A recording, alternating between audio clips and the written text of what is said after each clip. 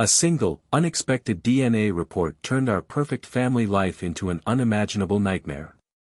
The revelation came like a bolt of lightning, tearing apart decades of trust in a matter of seconds. In the heart of our tranquil suburban life, we had built a fortress of love and secrecy. When a casual ancestry test unveiled an inconceivable truth, it threatened to dismantle everything we held dear. My husband and I had lived under the illusion of an unblemished family legacy, but behind the curtain lay a tale of deceit deeper than we could have imagined. It was a seemingly ordinary Saturday morning when the envelope arrived, innocently perched among the usual stack of bills and advertisements.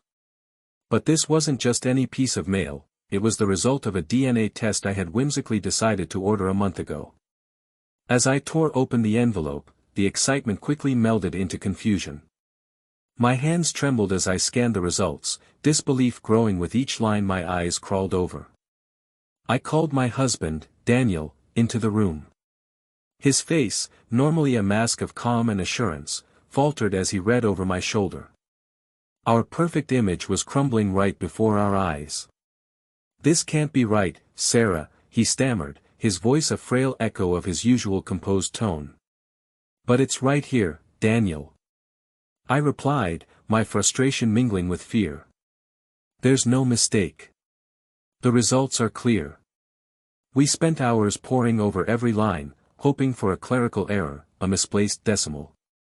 Yet, it all added up to the same devastating conclusion: our daughter, Emily, wasn't biologically Daniel's.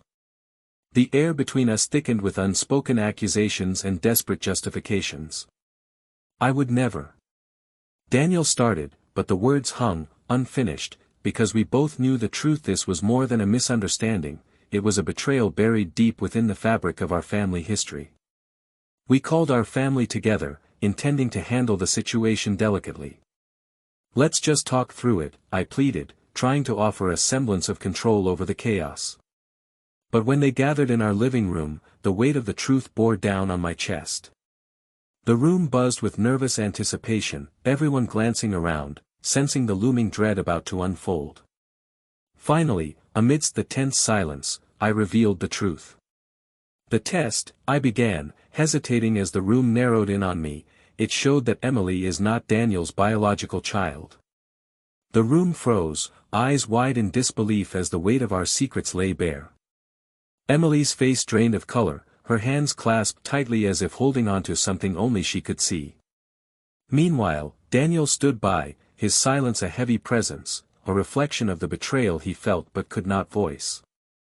Emily turned to me, seeking answers I struggled to provide. Her voice cracked, "Mom, what does this mean? Whose child am I?" Her words sliced through the room, leaving a jagged scar of uncertainty and heartbreak. "Emily, we love you," I whispered, trying to mend the breaking pieces around us. "That has never changed, and it never will." But the reality was undeniable, and the questions loomed larger than our reassurances. We all stood at the precipice of a truth that threatened to unravel the very identity we had nurtured for decades. In the days that followed, our home became a battleground of emotions. Each conversation seemed fraught with tension, every interaction an attempt to navigate through a minefield of pain and confusion. "Well, figure this out," Daniel would say, a promise that felt both hopeful and hollow, as we tried to hold on to the fragments of our family amidst the storm. Deep down, I harbored my own guilt. Was it something from my past, a moment lost to time, that had brought us here? Yet, amidst the sorrow, a small flame of determination began to flicker within me. This revelation, as crushing as it was, wouldn't be the final word on our family story. I was resolved to uncover the full truth, whatever it took, and to ensure that justice and healing could emerge from the wreckage. As the days stretched into weeks, a shadow of uncertainty hovered over our lives, transforming normal routines into fraught encounters. We were a family living in suspended animation, each of us tiptoeing around the silent elephant that had taken residence in our home. The revelation had cracked open not only the foundation of our family but also our very identities. Emily, once the vibrant hub of our household, had retreated into herself, spending hours locked away in her room. Her usual laughter was replaced by a haunting silence that echoed through the hallways. I longed to comfort her, to assure her that no matter the circumstances of her birth, she was loved deeply and irrevocably. Yet, I knew she needed space to process the monumental shift in her reality. One evening, I found myself standing outside her door, hesitating before knocking gently. "Emily, may I come in?" I called softly, hoping my voice carried the reassurance I so desperately wanted to impart. After a pause, a quiet, "Okay," emanated from inside. I entered, finding her seated at her desk, the soft glow of her laptop casting a halo around her head. She looked up, her eyes reflecting a depth of sadness that pierced my heart. "I'm so sorry, sweetheart," I began, sitting on the edge of her bed. "I wish I could make this all easier for you." Emily turned in her chair, drawing her knees up to her chest. I don't understand how this could happen. How could I not be Dad's?" The question hung between us, heavy with implications and heartbreak. I took a deep breath, wishing for the right words to explain the inexplicable. "Sweetie, you are ours in every way that matters. DNA doesn't define family, love does. But I promise you, we will find answers." She nodded, though the uncertainty lingered in her eyes. "I've been thinking," she said, her voice barely above a whisper. "Maybe we should talk to Grandma. See if she knows anything." Her suggestion struck a chord within me. My mother-in-law, Elizabeth, had always been a figure of wisdom within our family, a keeper of family lore and secrets, some of which spanned generations. If there were answers to be found, she might hold the key. "I think that's a great idea," I agreed, feeling a glimmer of hope for the first time in weeks. "Let's visit her this weekend." As the weekend approached, Emily and I prepared for our visit to Elizabeth's with a mix of apprehension and anticipation. The drive to her quaint cottage on the outskirts of town was filled with a silence that crackled with unspoken questions. Upon arrival, Elizabeth greeted us with her usual warm embrace, her eyes studying us with a mixture of concern and curiosity. "It's so good to see you both," she said, leading us inside. "Though I sense this isn't just a casual visit." Seated around her kitchen table, the aroma of freshly baked scones enveloping us, I felt a knot of anxiety tighten in my stomach. Emily took the lead, her voice steady though her hands fidgeted nervously. "Grandma, we need to know more about our family. I took a DNA test, and well, it showed that Dad isn't my biological father." Elizabeth's face fell, a shadow of realization passing over her features. She sighed deeply, as if an old burden had suddenly become too heavy. "Oh, my dear," she said, reaching out to grasp Emily's hand. "I feared this day might come." My heart skipped a beat as I exchanged a glance with Emily. "You knew?" I asked, the words tinged with an edge of disbelief. Elizabeth nodded slowly, her expression a blend of regret and resolve. "I didn't know everything, but I suspected there were truths in our family that hadn't been fully confessed." She paused, gathering her thoughts. "Your mother, Sarah, was dealing with a lot when you were conceived, Emily. There were complications." Emily's grip on her grandmother's hand tightened, her voice barely a whisper. "Complications?" Elizabeth sighed, her gaze distant as she recalled the past. "Your mother was young and confused. There was someone else, before your father. A man who came into her life briefly, and then disappeared. Your father, Daniel, was aware but chose to love you as his own from the very beginning." Emily's eyes filled with tears, a tremor in her voice as she asked, "And this man, do you know who he is?" Elizabeth shook her head sadly. "I only met him once, briefly. Your mother never spoke of him again, and we all moved on, hoping that perhaps it was all in the past." I felt a flush of anger beneath the surface, my mind reeling from the depth of secrets that had been kept. But more than that, I was overwhelmed by the choice Daniel had made all those years ago to embrace Emily as his own, despite knowing the truth. As we drove back home, the sun setting behind us in a blaze of orange and pink, Emily and I sat in reflective silence. There was still much to unravel, much to understand, but now we had a starting point, a thread to pull that might reveal more of the tangled web our lives were caught in. When we returned, Daniel was waiting, his expression a mix of anticipation and fear. Emily approached him first, her eyes red but determined. "Dad, I know now. About Mom and the other man." Daniel's face fell slightly, but then he nodded, a deep sigh escaping his lips. "I'm so sorry, Emily. I wanted to protect you. I never wanted you to feel like you were anything but my daughter." Tears welled in her eyes again, and she stepped forward, enveloping him in a fierce hug. "I love you, Dad," she said, her voice thick with emotion. "You'll always be my father. No test will ever change that." I watched them embrace, a warmth spreading through my chest despite the lingering cloud of uncertainty. There was still a journey ahead of us, a path fraught with potential revelations and reckonings. But in that moment, I felt the strength of our family, our real family, beginning to reforge, stronger and more resilient than ever. With Elizabeth's revelations as a guide, we set about piecing together the fragments of our history. There were still many questions, many paths yet to explore, but amidst the chaos, something began to take shape within me, a fierce resolve to uncover the truth, not only for Emily but for all of us. As the weeks turned into months, our investigation took on a life of its own. We delved into old records, consulted with anyone who might shed light on the past, and sought out every lead, no matter how tenuous.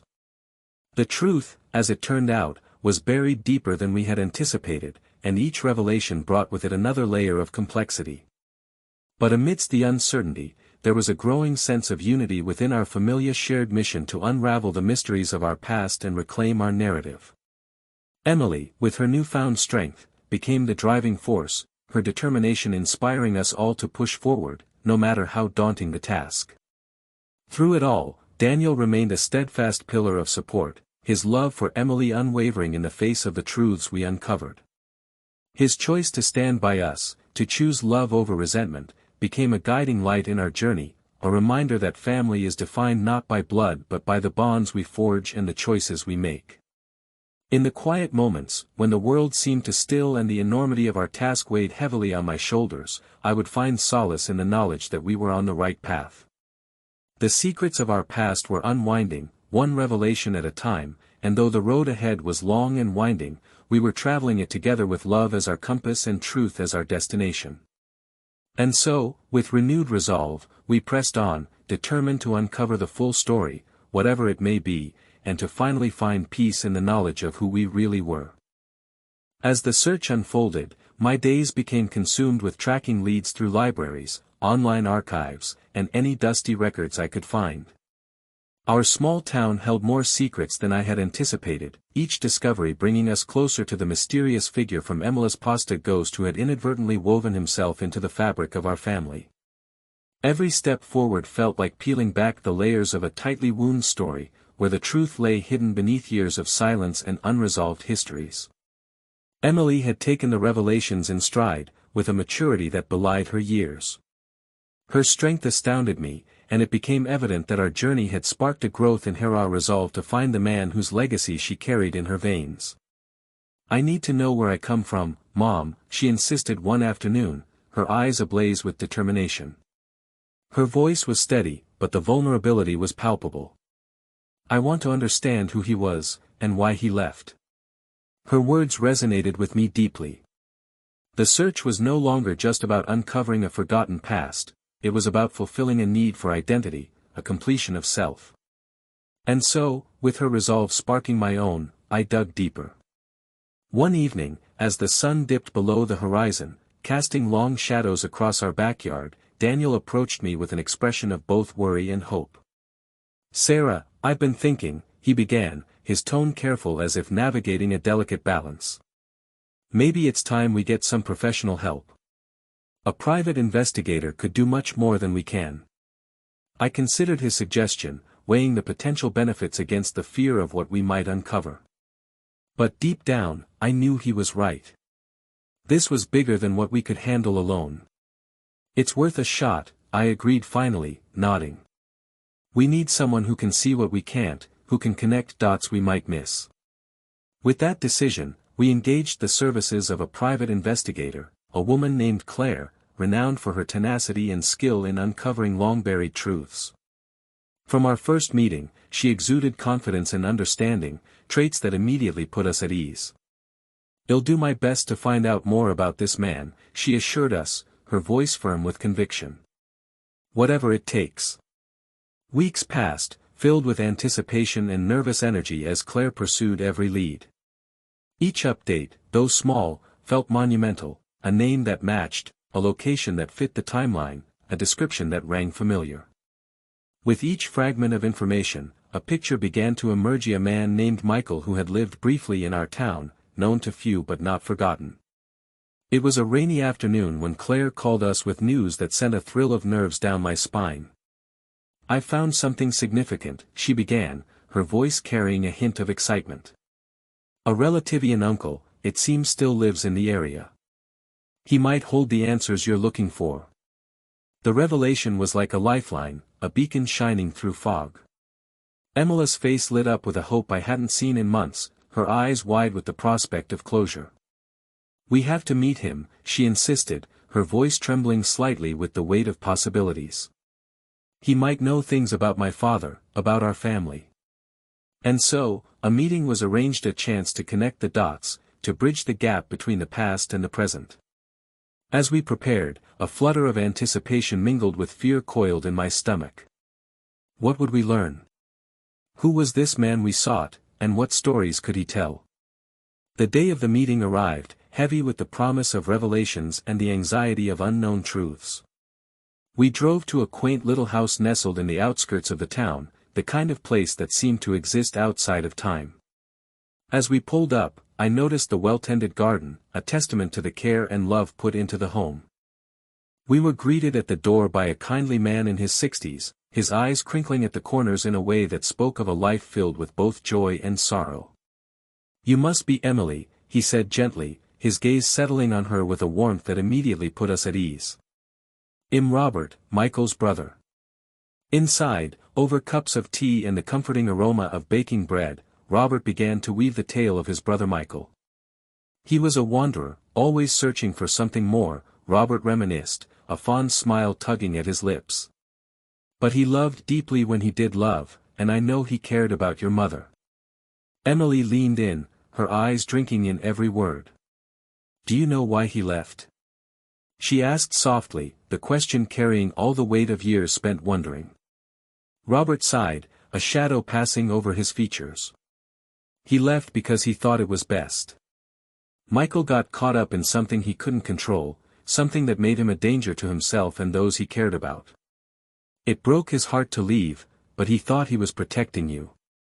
The room fell silent as we processed his words. The truth was bittersweet: a man who had loved, but who had been forced to act in ways that left him as a stranger in his own life.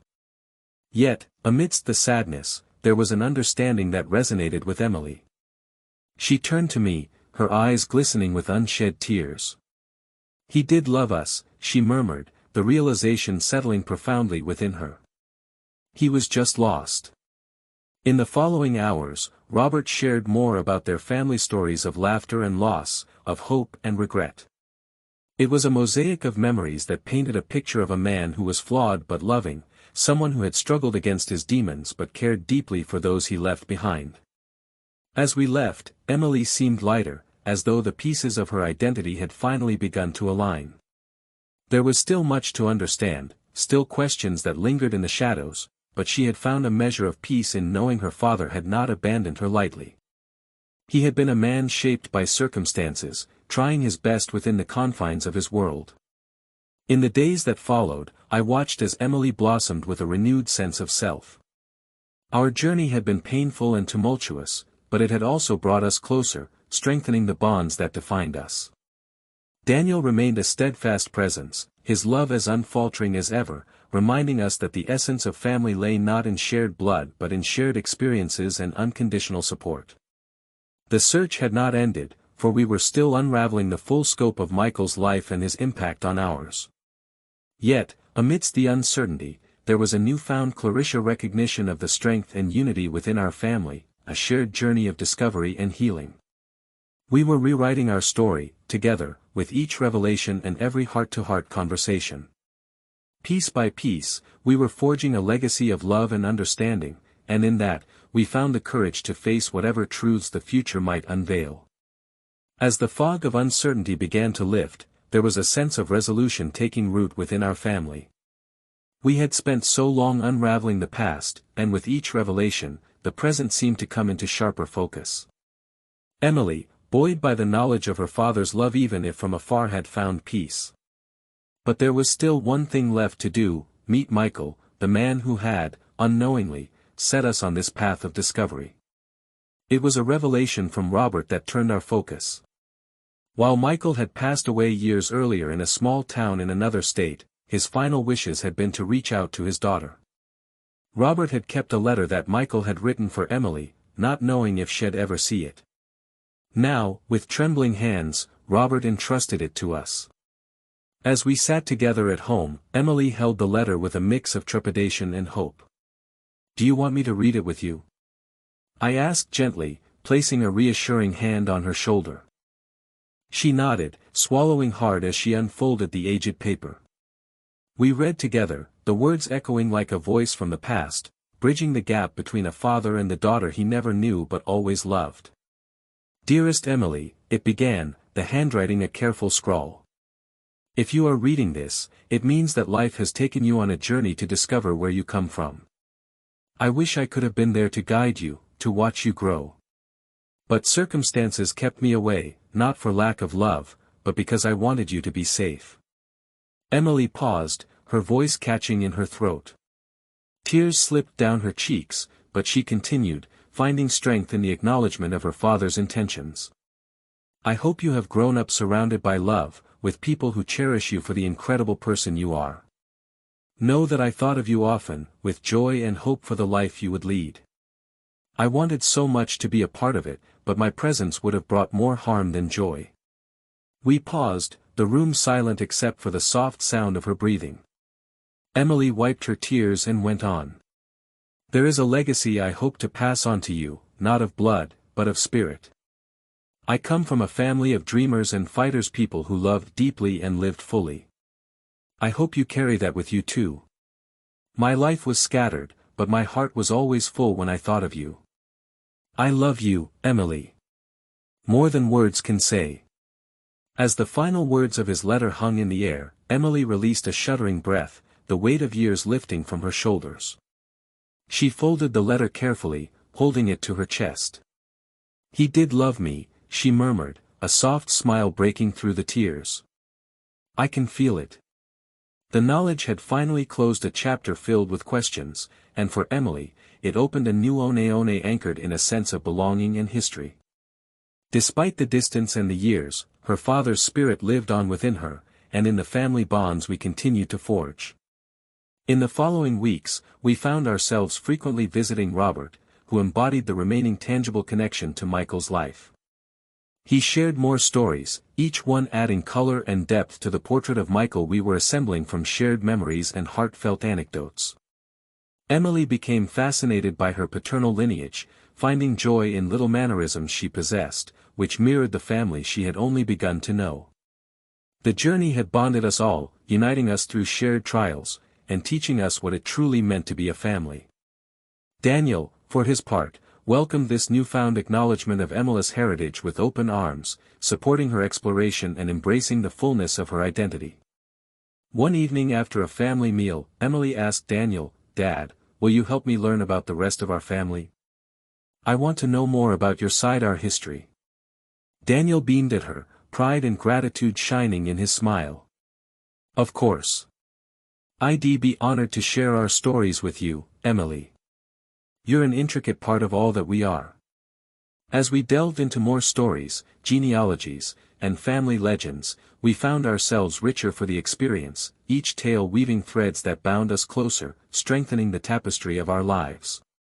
The journey had brought us full circle, not returning us to where we had been, but instead to a place enriched with understanding, forgiveness, and love. We had learned the value of digging into our pasts, recognizing that sometimes, the wounds we fear to expose are the ones that, when healed, give us newfound strength. As spring turned into summer, the house filled with laughter once again, no longer shadowed by the past but illuminated by the possibilities of the future.